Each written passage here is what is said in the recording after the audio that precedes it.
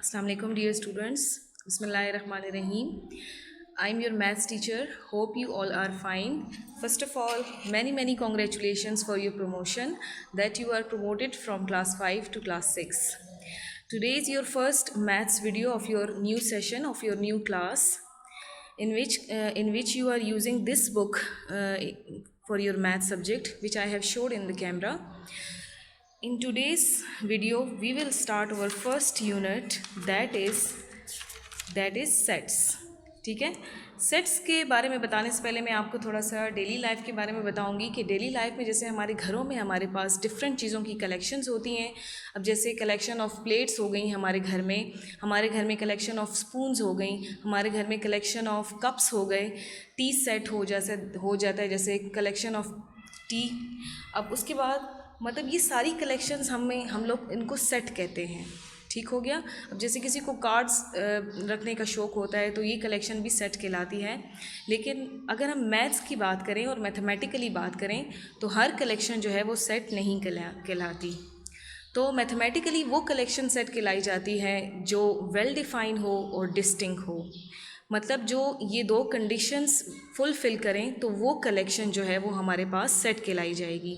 इसी तरह mathematically sets की डेफिनेशन जो है वो ये है, set is a collection of well defined and distinct objects and the objects are called its element और मेंबर्स। अब जैसे कि मैंने आपको बताया कि कलेक्शन में दो कंडीशंस फुलफ़िल होंगी तो वो सेट होगी। इसी तरह ये दो कंडीशंस हमारे पास वेल डिफाइंड और डिस्टिंक्ट है।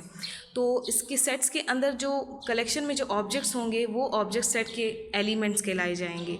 तो ठीक है, तो जो कलेक्शन हमारी इस डेफिनेशन को वेरीफाई करेगी, फुलफ़िल करेगी, तो वो कलेक्शन सेट कहलाई जाएगी। अब मैं आपको बताती हूँ जो दो कंडीशंस हैं वेल डिफाइन और डिस्टिंक्ट, इनका मीनिंग क्या है। अब वेल डिफाइन हमारे पास क्या है, well define clear explanation of given objects to make set.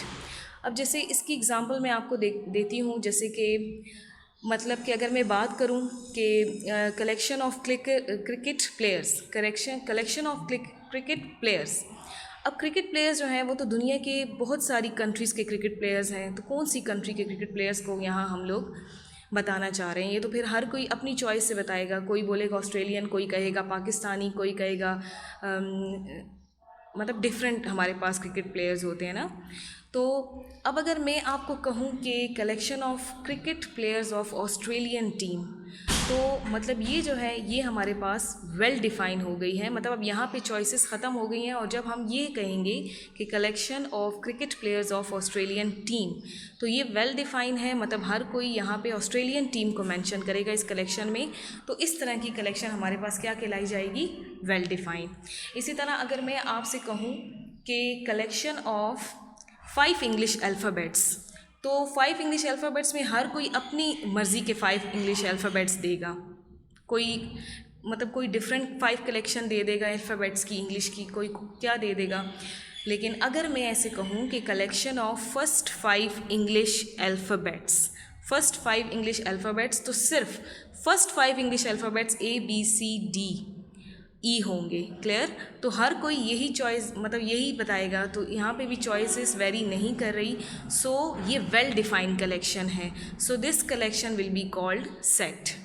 ठीक हो गया। तो वेल डिफाइन होने का ये मतलब है। अब second condition that is distinct. अब डिस्टिंक्ट हमारे पास क्या है, नो रिपीटिशन इन ऑब्जेक्ट। इसका मतलब है कि यहाँ पे हर ऑब्जेक्ट की अपनी पहचान होनी चाहिए और ऑब्जेक्ट की कोई रिपीटिशन ना हो। ठीक है। अब ये मैंने आपको बता दिया डेफिनेशन भी सेट्स की, उम्मीद है आपको समझ आई होगी। अब हम चलते हैं अपनी एक्सरसाइज की तरफ।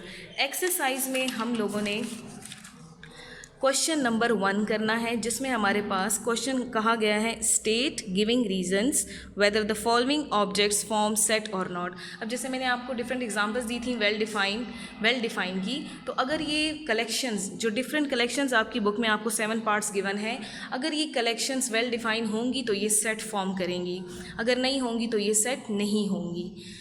ठीक हो गया। अब आपकी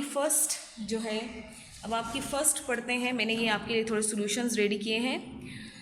फर्स्ट क्वेश्चन है आपका यही कि आपने इन सॉल्यूशंस, इन कलेक्शंस को पढ़ना है और इनके रीजंस देने हैं और बताना है कि ये सेट बनाती हैं कि नहीं। तो हमारा फर्स्ट पार्ट है all problems of this book which are difficult to solve.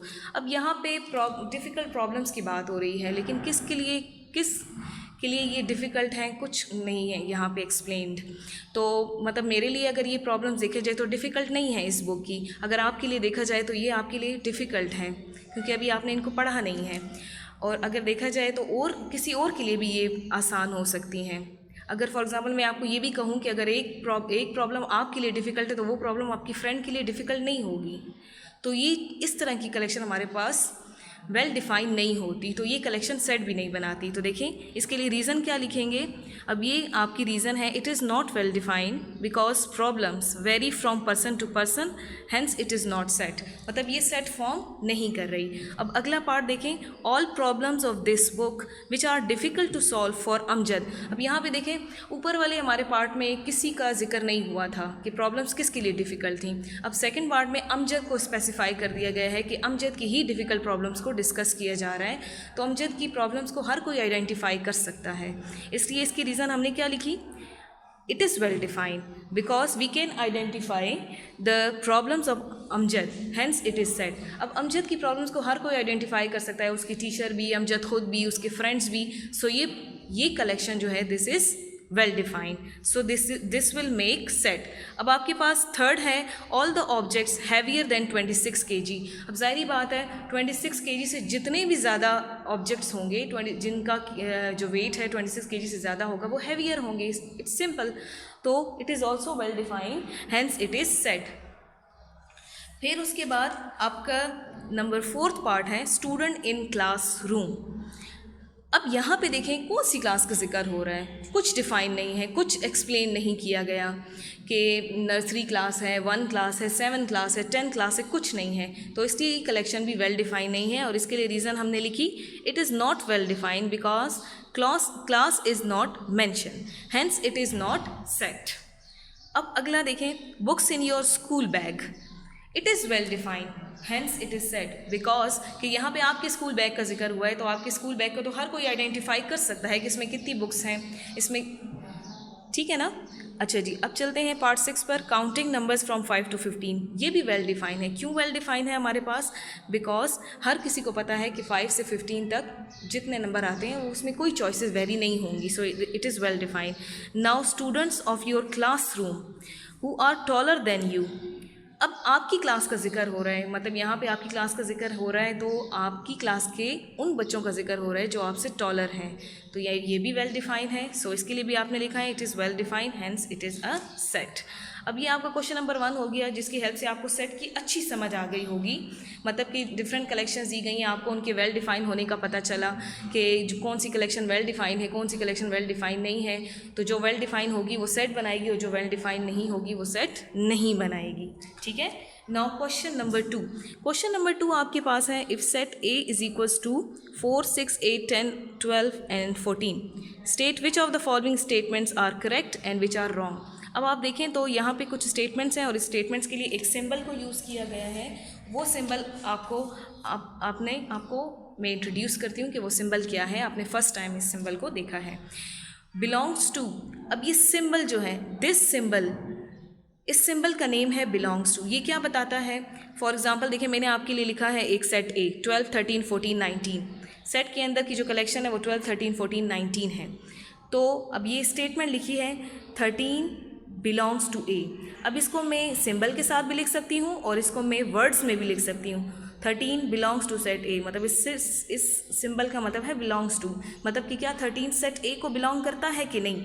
तो अब देखिए 13 सेट A का एलिमेंट है ना, so this statement is correct statement कि yes 13 is a member of set A, means 13 belong कर रहा है सेट A को, सो दिस इज़ करेक्ट। अब नेक्स्ट देखें 20 बिलोंग्स टू सेट A, तो 20 बिलोंग नहीं करता, so this statement is wrong. इसी तरह 12, 13, 14 are belongs to set A, yes हमारे पास सेट A में 12, 13 और 14 है, सो ये बिलोंग कर रहा है, ठीक है। अब इसके लिए भी मैंने आपके लिए रेडी किया है, आप देखें आपके पास है क्वेश्चन मैंने आपको बुक से रीड किया, पार्ट 1 इसका देखें कि हमने राइट और करेक्ट बताना है कि स्टेटमेंट्स कौन सी स्टेटमेंट्स करेक्ट हैं कौन सी रॉन्ग हैं। तो फर्स्ट स्टेटमेंट देखें, 5 बिलोंग्स टू सेट ए। इस सिंबल को बिलोंग्स टू पढ़ेंगे ना, क्योंकि इसका नेम बिलोंग्स टू है। तो अब 5 जो है क्या वो ऊपर वाले सेट ए में है कि नहीं, तो 5 ऊपर वाले सेट ए में नहीं है, so this statement is wrong. इसी तरह 12 belongs to A, this statement is correct because 12 is a element of set A which is given in your question. 14 belongs to A, this is also a correct because आपका जो 14 है वो set A में mention है। 9 belongs to A, अब 9 belongs to A wrong है क्योंकि 9 उस set का member नहीं है। अब 5 देखें, 4, 6 and 10 are members of set A। members of set A का भी मतलब है कि मतलब क्या ये member हैं set A के, तो इस belongs to का एक और नाम आपको पता चल गया, member of। belongs to या member of दोनों चीज़ें करेक्ट हैं।